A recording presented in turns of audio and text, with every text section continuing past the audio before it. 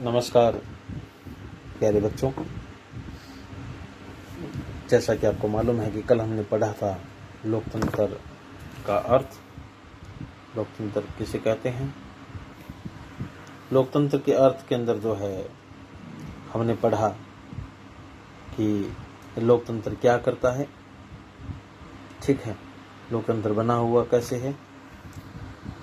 आज हमारे पास में टॉपिक है लोकतंत्र के विभिन्न रूप, ठीक है, वेरियस फॉर्म्स ऑफ डेमोक्रेसी। लोकतंत्र कितने कितने रूपों में हो सकता है। तो आधुनिक काल में लोकतंत्र के प्रमुख रूपों में उनसे संबंधित अवधारणाओं को निम्नलिखित रूप से स्वीकार किया जाता है। लोकतंत्र में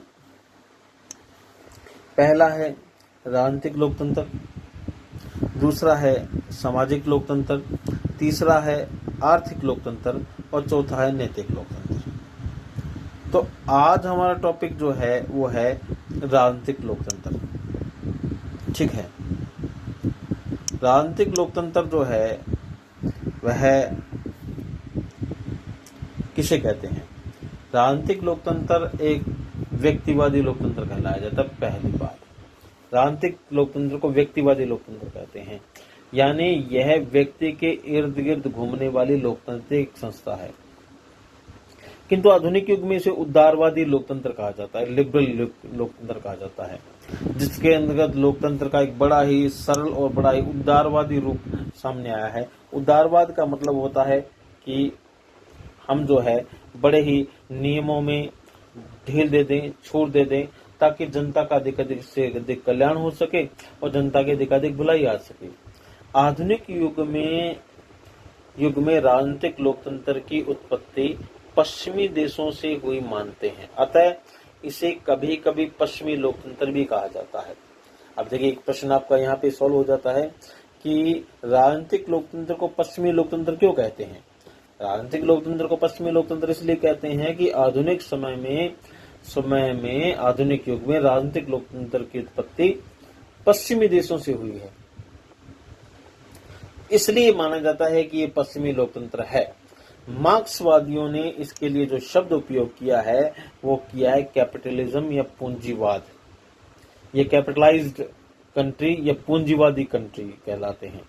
तो मार्क्सवादियों ने, अगर आपसे पूछ ले कि लोकतंत्र को मार्क्सवादियों ने क्या कहा है, तो तुम सीधा कह दो कि लोकतंत्र को मार्क्सवादियों ने क्या कहा है, मार्क्सवादी कहना पसंद किया है। क्योंकि लोकतंत्र के लिए पूंजीवाद शब्द का उपयोग जो है वो कार्ल मार्क्स थे, ठीक है। कार्ल मार्क्स जो है वो उन्होंने क्या किया था, लोकतंत्र का पूंजीवादी रूप किया था। तो मार्क्स चाहते थे कि किसी भी तरीके से भी पूंजी का बढ़ावा जो है वो समाज में गरीब तबके के हाथ में, आम तबके के हाथ में, मजदूर के हाथ में आए। इसलिए मार्क्सवादी ने इसे पूंजीवादी लोकतंत्र कहना पसंद किया। उदारवादी विचारकों ने समस्त राजनीतिक लोकतंत्र के दो रूप बताए हैं। उदारवादी इसके दो रूप बताते हैं। पहला है राज्य के एक प्रकार के रूप में लोकतंत्र, दूसरा है शासन के प्रकार के रूप में लोकतंत्र। लोकतंत्र दो प्रकार का होता है। कौन कौन से दो प्रकार होता है। एक तो होता है राज्य के प्रकार में लोकतंत्र, पहला काम करता है राज्य के रूप में स्थापित होता है, और दूसरा है शासन के रूप में, है ना। दो तरह के लोकतंत्र है, पहला राज्य के रूप में है और दूसरा शासन के रूप में है। राज्य के एक प्रकार के रूप में लोकतंत्र का अर्थ है लोकतांत्रिक राज्य, डेमोक्रेटिक स्टेट कहलाता है। लोकतंत्र का अर्थ है कि जनता को अधिकाधिक शासन में भागीदार करवाना। इसीलिए लोकतांत्रिक राज्य की अवधारणा ये कहती है कि लोकतंत्र में प्रभुसत्ता का निवास जनता में रहता है। देखिए, हमने भारत के संविधान की प्रस्तावना पढ़ी थी तो हमने आपको ये बात बता दी थी कि लोकतंत्र एक ऐसी शासन प्रणाली है कि जहां पे आम जनता के हाथ में सारी शासन प्रणाली रहती है। इसलिए जनता को सरकार का निर्माण करना, उसे बनाना, ठीक है, उसको बनाना, निर्माण करना, उसको नियंत्रण करना और उसे पदच्युत करना, तीनों काम जनता क्या करती है। लोकतांत्रिक राज्यों में जनता सर्वेसर्वा होती है। क्यों होती है? क्योंकि जनता जो होती है संप्रभु होती है, प्रभुसत्ता होती है। इसलिए उसमें निर्माण, नियंत्रण और पदच्युतन तीनों काम करने का काम जनता करती है। शासन के एक प्रकार के रूप में लोकतंत्र का अर्थ लोकतांत्रिक शासन से है। अगर शासन के रूप में लोकतंत्र का अर्थ हम देखेंगे तो लोकतांत्रिक शासन से कहलाएगा। वास्तव में लोकतांत्रिक शासन की अवधारणा लोकतांत्रिक राज्य की अवधारणा के सैद्धांतिक पक्ष का ही विकसित व्यवहारिक रूप है। यह उल्लेखनीय है कि राजनीतिक लोकतंत्र से संबंधित ये दोनों अवधारणाएं कानूनी प्रभुसत्ता पर राजनीतिक प्रभुसत्ता की श्रेष्ठता को स्वीकार करती है। अब देखो क्या करती है, क्या बात कहता है ये राजनीतिक विज्ञानी, ये बात कहता है कि वास्तव में लोकतांत्रिक शासन की अवधारणा जो होती है, लोकतंत्र के शासन की अवधारणा जो होती है, उसमें राज्य की अवधारणा का सैद्धांतिक पक्ष ही विकसित एवं व्यवहारिक होता है ना। सिर्फ ये सैद्धांतिक पक्ष के विकसित और व्यवहारिक रूप में काम करता है।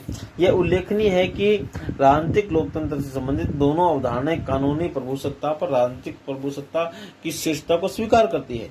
ये बात भी कहती है, देखिए कि लोकतांत्रिक धारणा में दो अवधारणाएं होती है। लोग राजनीतिक लोकतंत्र से संबंधित ये दोनों अवधारणाएं कानूनी अवधारणाएं हैं। ये क्या करती है, कानूनी जो प्रभुसत्ता है, जैसे कानूनी प्रभुसत्ता किसे कहते हैं, जैसे न्यायालय है, ठीक है, पुलिस थाने है, ठीक है, या ये सारी क्या है, कानूनी संप्रभुता है।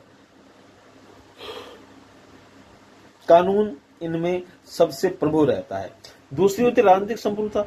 राजनीतिक संप्रभुता में क्या होते हैं, जितने भी नेतागण आते हैं, प्रधानमंत्री है, मंत्री परिषद है, मंत्रिमंडल है, मंत्रीगण है, राज्य मंत्री है, केंद्र मंत्री है, कैबिनेट के मंत्री है, जितने भी मंत्री गण आते हैं वे सारे के सारे राजनीतिक संप्रभुता के अंतर्गत आते हैं। और जितना भी कानून लॉ एंड डिपार्टमेंट है, कानूनी प्रभुसत्ता क्या होती है कि वह प्रभुसत्ता जिसमें कानून होता है। मान लीजिए जितने भी कोर्ट्स हैं, न्यायालय हैं या न्याय दिलाने वाली संस्थाएं हैं, इसके अलावा जितना भी सरकारी डिपार्टमेंट है, सरकारी महकमा है, वह सारा का सारा कानूनी संप्रभुता के अंतर्गत आता है। तुम ये समझो कि ऐसी शासन प्रणाली जिसमें कानून के पास में शक्तियां हो कानूनी संप्रभुता कहलाती है, और जिसके पास में जनता के पास में शक्तियां हो वो जन संप्रभु कहलाती है।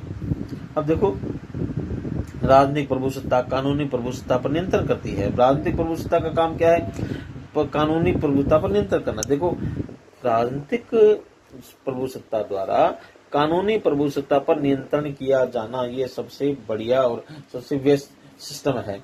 राजनीतिक लोकतंत्र के अंग के रूप में आगे क्या है कि राजनीतिक जो है, अब जो पढ़ रहे थे, ठीक है, उसमें ये बात है कि राजनीतिक लोकतंत्र के एक अंग के रूप में लोकतांत्रिक शासन का भेद है। एक अंग के रूप में लोकतांत्रिक शासन जो है भेद रहती है। अब देखो मेरी बात सुनो कि राजनीतिक लोकतंत्र में एक अंग के रूप में लोकतांत्रिक शासन के दो भेद रहते हैं। पहला है प्रत्यक्ष और शुद्ध लोकतंत्र, दूसरा है अप्रत्यक्ष और प्रतिनिधि लोकतंत्र। पहला लोकतंत्र प्रत्यक्ष लोकतंत्र के अंतर्गत आता है, जो कि शुद्ध लोकतांत्रिक है, जिसमें लोकतंत्र का शुद्ध रूप रहता है, प्रत्यक्ष लोकतंत्र कहलाता है। दूसरा अप्रत्यक्ष लोकतंत्र कहलाता है, जो प्रतिनिधि लोकतंत्र के रूप में व्याख्यात होता है। प्रत्यक्ष लोकतंत्र ये लोकतंत्र के शुद्ध रूप है। ये वैसे तो प्रत्यक्ष लोकतंत्र वर्तमान में कहीं नहीं रहा, व्यवहार में नहीं रहा, लेकिन आज भी इसके कुछ सबूत जो है आपको स्विट्जरलैंड के कुछ एक नगरों में, जैसे ओडवाल्डन है, निडवाल्डन है,